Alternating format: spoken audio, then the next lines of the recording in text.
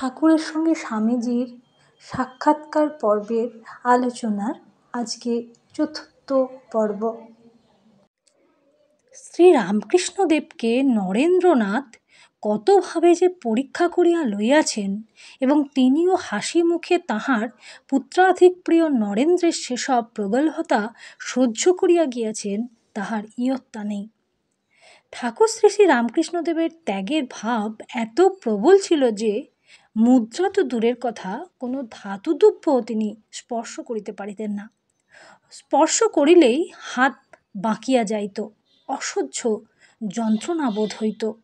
দেহের মাংসপেশী, স্নায়ু প্রভৃতির ওপর তাহার মনের প্রভাব এত বেশি ছিল, ইহা তিনি ঢং করিয়া করেন না সত্যই উহা হয় তাহা পরীক্ষা করিবার জন্য নরেন্দ্রনাথ একবার তাহার অজ্ঞাতে তাহার বিছানার নিচে একটি রৌপ্য মুদ্রা রাখিয়া দিয়া পঞ্চবটীর দিকে চলিয়া যান।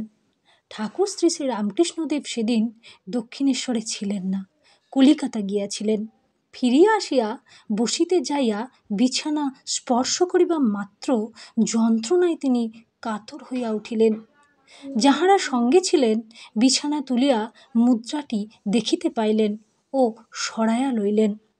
নরেন্দ্রনাথ ততক্ষণে পঞ্চবটী হইতে ফিরিয়া দ্বারে আসিয়া দাঁড়াইতেছেন। সব দেখিয়া চুপি চুপি সেখান হইতে সরিয়া পড়িলেন। তাহাকে পরীক্ষা করিবার জন্য নরেন্দ্রনাথ এরূপ করিয়াছে জানিতে পারিয়া ঠাকুর শ্রী শ্রী রামকৃষ্ণদেব তাহার উপর বিরক্ত হওয়া দূরের কথা, অধিকতর প্রসন্নই হইয়াছেন। ঠাকুর শ্রী রামকৃষ্ণদেবের দর্শনাদির মধ্যে যেগুলিকে নরেন্দ্রনাথ তাহার তৎকালীন মনোবুদ্ধির ধারণাশক্তির বিচারে মাথার খেয়াল মাত্র বলিয়া ভাবিতেন, সেগুলি সম্বন্ধে তিনি যে শুধু অবিশ্বাস করিতেন তাহাই নহে, ঠাকুর শ্রী রামকৃষ্ণদেবকে নিজের ধারণা স্পষ্ট করিয়া জানিয়া দিতেও ইতস্তত করিতেন না। অনেক সময় একটু ব্যঙ্গ করিয়াও বলিতেন। এতখানি মন মুখ এক এবং নির্ভীকতা ছিল তাহার। একদিন ঠাকুরশ্রী রামকৃষ্ণ সমীপে প্রখ্যাত কেশবচন্দ্র সেন, বিজয়কৃষ্ণ গোস্বামী প্রভৃতি বহু লোক বসিয়া তাহার কথা শুনিতেছেন। নরেন্দ্রনাথও সেখানে ছিলেন। ঠাকুর শ্রী রামকৃষ্ণদেব প্রসন্ন দৃষ্টিতে পরপর সকলকে লক্ষ্য করিতে লাগিলেন। পরে সভাভঙ্গে বলিলেন, দেখিলাম কেশব যেরূপ একটি শক্তির বিশেষ উৎকর্ষে জগৎবিখ্যাত হইয়াছে, নরেন্দ্রেরও ভিতর ঐরূপ 18টি শক্তি পূর্ণ মাত্রায় বিদ্যমান। আবার দেখিলাম কেশব ও বিজয়ের অন্তর দীপশিখার ন্যায় জ্ঞানলোকে উজ্জ্বল রহিয়াছে। পরে নরেন্দ্রের দিকে চাহিয়া দেখি তাহার ভিতরে জ্ঞান সূর্য উদিত হইয়া মায়া মোহের লেশ পর্যন্ত তথা হইতে দূরীভূত করিয়াছে। ঠাকুর শ্রী রামকৃষ্ণের মুখে এরূপ প্রশংসা শুনিয়া মন তৃপ্তিতে ভরিয়া উঠিবার কথা, নরেন্দ্রনাথের চিত্তে কিন্তু ইহার প্রতিক্রিয়া হইল অন্যরূপ। সকলে চলিয়া গেলে তিনি ঠাকুর শ্রী রামকৃষ্ণদেবকে বলিলেন, মশাই করেন কি? লোকে এ কথা শুনলে আপনাকে পাগল বলে ভাববে।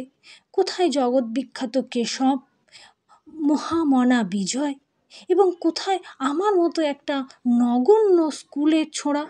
শুনিয়া ঠাকুর শ্রী রামকৃষ্ণদেব হাসিতে হাসিতে বলিলেন, কি করব রে, মা আমাকে ওইরূপ দেখালেন তাই বলেছি। মা তো আমাকে সত্য ভিন্ন মিথ্যা কখনো দেখাননি, তাই বলেছি। ইহাতেও নিষ্কৃতি পাইলেন না। নরেন্দ্রনাথ তীব্র শ্লেষোক্তি করিলেন, মা দেখালেন না নিজের মাথার খেয়ালে দেখলেন? তা জানলেন কি করে? পাশ্চাত্য বিজ্ঞান ও দর্শন প্রমাণ করে দিয়েছে যে চোখ, কান প্রভৃতি ইন্দ্রিয়গুলি পদে পদে আমাদের প্রতারিত করে। তার উপর মনে যদি সবসময় কোনো কিছু দেখার ইচ্ছে থাকে তো কথাই নেই। আমাকে ভালোবাসেন, সকলের চেয়ে বড় দেখতে চান বলেই হয়তো এরকম দেখে থাকবেন।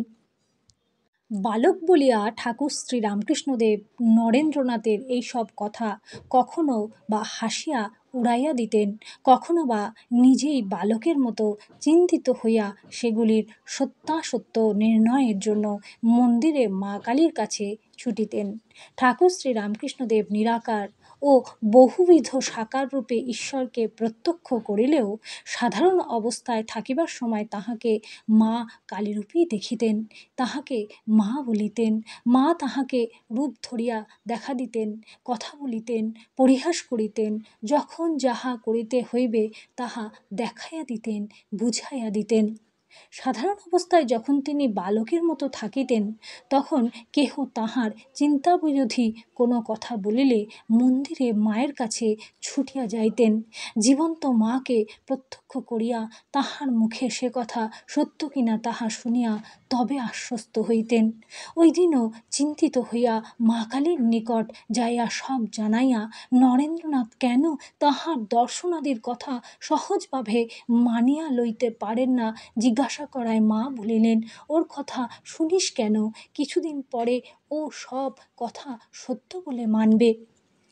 তাহার প্রতি ঠাকুর শ্রী রামকৃষ্ণদেবের অপরিসীম ভালোবাসা দেখিয়া নরেন্দ্রনাথ একদিন তাহাকে বলিলেন, মশাই, আমাকে এত ভালোবাসেন কেন? এ ভালো নয়। ভরত রাজা হরিণ ভেবে ভেবে শেষে হরিণ হয়ে জন্মেছিলেন, সে কথা ভুলবেন না। শুনিয়া ঠাকুর শ্রী রামকৃষ্ণদেব বলিলেন, তাই তো রে, তাহলে কি হবে? আমি যে তোকে না দেখে থাকতে পারি না। পরে চিন্তিত হইয়া মায়ের কাছে চলিলেন। ফিরিয়া আসিয়া হাসিতে হাসিতে বলিলেন, তোর কথা আমি মানি না। মা বলেছে তোর ভেতর নারায়ণকে দেখি বলেই তোর ওপর টান হয়। যেদিন তা না দেখতে পাবো সেদিন থেকে তোর মুখও দেখব না। এভাবে ঠাকুর শ্রী রামকৃষ্ণকে পরীক্ষা করিয়া লওয়া এবং যুক্তির আলোকে যাহা স্পষ্ট না দেখা যায় তাহা গ্রহণ না করার কাজ চলিতে লাগিল। 1884 খ্রিস্টাব্দে বিএ পরীক্ষার পর নরেন্দ্রনাথের পিতৃবিয়োগ হয়। পিতা বিশ্বনাথ দত্ত ভালো উপার্জন করিয়াও আয়ের তুলনায় অত্যধিক ব্যয়ের জন্য কিছুই সঞ্চয় করিয়া যাইতে পারেন নাই। উপরন্তু প্রচুর ঋণ রাখিয়া গিয়াছিলেন।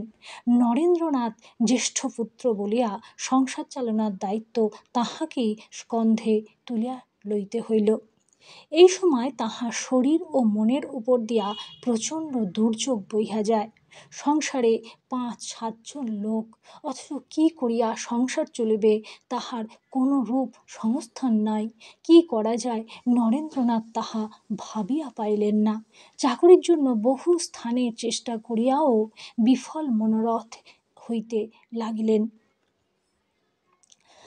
আত্মীয়রাও সময় বুঝিয়া আঘাত হানিতে শুরু করল। পৈতৃক বাসভবন হইতে তাহাকে উচ্ছেদ করার চেষ্টা চলিতে লাগিল। এত নিবিড় অন্ধকার তাহার জীবনকোষকে আর কখনো ঢাকিয়াছিল কিনা বলা কঠিন। এই সময় সংসারের নগ্ন রূপ তাহার চোখের সামনে ফুটিয়া ওঠে। তিনি বলিয়াছিলেন, বুঝিলাম স্বার্থশূন্য সহানুভূতি এখানে অতীব বিরল। দুর্বলের দরিদ্রের স্থান এখানে নাই। দেখিতাম 2 দিন পূর্বে যাহারা আমাকে বিন্দু মাত্র সহায়তা করিবার সুযোগ পাইলে ধন্য জ্ঞান করিয়াছে, সময় বুঝিয়া তাহারাই এখন আমাকে দেখিয়া মুখ বাঁকাইতেছে এবং ক্ষমতা থাকিলেও সাহায্য করিতে পশ্চাৎপদ হইতেছে। দেখিয়া শুনিয়া কখনো কখনো সংসারটা দানবের রচনা বলিয়া মনে হইত। এই সময় বহুদিন তাহাকে অনাহারে কাটাইতে হইয়াছে। বহুদিন তিনি অনাহারে ক্লান্ত দেহে চাকরি সংগ্রহের চেষ্টায় রাস্তায় রাস্তায় ঘুরিয়া বেড়াইছেন। এই নিদারুণ দুঃখের সুযোগ লইয়া মাঝে মাঝে মঙ্গলময় ভগবানের অস্তিত্বে সন্দেহ তাহার হৃদয় অধিকার করিবার চেষ্টা করিত। মায়ের একটি কথায় অভিমানে একবার এই সন্দেহ প্রবল আকারে দেখা দিল। একদিন অভ্যাস মতো ভগবানের নাম লইয়া শয্যা ত্যাগ করিতেছে, এমন সময় শুনিলেন মা বলিতেছে, চুপ কর ছোঁড়া, ছেলেবেলা থেকে কেবল ভগবান ভগবান, ভগবান তো সব করলেন। ছেলে মেয়েদের খাওয়ার কষ্ট সহ্য করিতে না পারিয়া অতি দুঃখে মায়ের মুখ দিয়া এই কথাগুলি বাহির হইয়াছিল। শুনিয়া নরেন্দ্রনাথের মনে প্রচণ্ড আঘাত লাগিল। ভগবানের ওপর দারুণ অভিমানে হৃদয় পূর্ণ হইল। স্তম্ভিত হইয়া ভাবিতে লাগিলেন, ভগবান যদি সত্যিই থাকেন, সত্যিই যদি তিনি মানুষের প্রার্থনা শোনেন, তবে এত ডাকা সত্ত্বেও কোনো সাড়া দিতেছেন না কেন? এই চিন্তা কিছুদিন মন অধিকার করিয়া রহিল, কিন্তু বহু ভাবিয়া চিন্তিয়াও এ প্রশ্নের কোনো সদুত্তর পাইলেন না। গোপনে কিছু করার অভ্যেস তাহার কোনোদিনই ছিল না। কাজেই এই সময় তিনি যাহা চিন্তা করিতেন, হাঁক ডাক করিয়া বন্ধুবান্ধব সকলকেই তাহা শুনাইতে লাগিলেন। ফলে বন্ধুবান্ধব এমনকি আত্মীয় স্বজনেরাও ভুল বুঝিলেন। সকলের ধারণা হইল নরেন্দ্রনাথ নাস্তিক হইয়া গিয়াছেন, এমনকি তাহার চরিত্র দোষ ঘটিয়াছে বলিয়াও কেহ কেহ সন্দেহ করিলেন। তাহাকে লক্ষ্যভ্রষ্ট করিবার জন্য অবিদ্যারূপিণী মহামায়াও এই সময় প্রলোভন দেখাইতে ছাড়েন নাই। জনৈকা ধনী রমণীর পূর্ব হইতেই নরেন্দ্রনাথের ওপর নজর পড়িয়াছিল। অবসর বুঝিয়া তিনি এই সময় প্রস্তাব করিয়া পাঠাইলেন যে তাহার সহিত তাহার ধনসম্পত্তিও গ্রহণ করিয়া নরেন্দ্রনাথ দুঃখ কষ্টের হাত হইতে নিষ্কৃতি লাভ করিতে পারেন।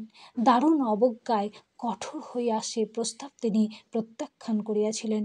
আরও একজন রমণী প্রলোভিত করিতে আসিলে তাহাকে বলিয়াছিলেন, বাছা, এই ছাইভস্ম শরীরটার তৃপ্তির জন্য এতদিন কত কি তো করিলে, মৃত্যু সম্মুখে তখনকার সম্বল কিছু করিয়াছ কি?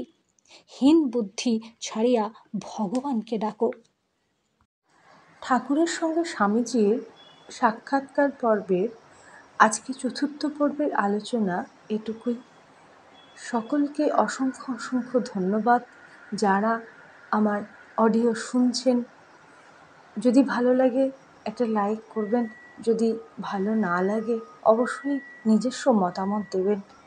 আমি পরবর্তী অডিও রেডি করব যখন, তখন সেগুলো মাথায় রাখবো আপনাদের মূল্যবান মতামত। সকলকে অসংখ্য অসংখ্য ধন্যবাদ। সকলে খুব খুব ভালো থাকবেন।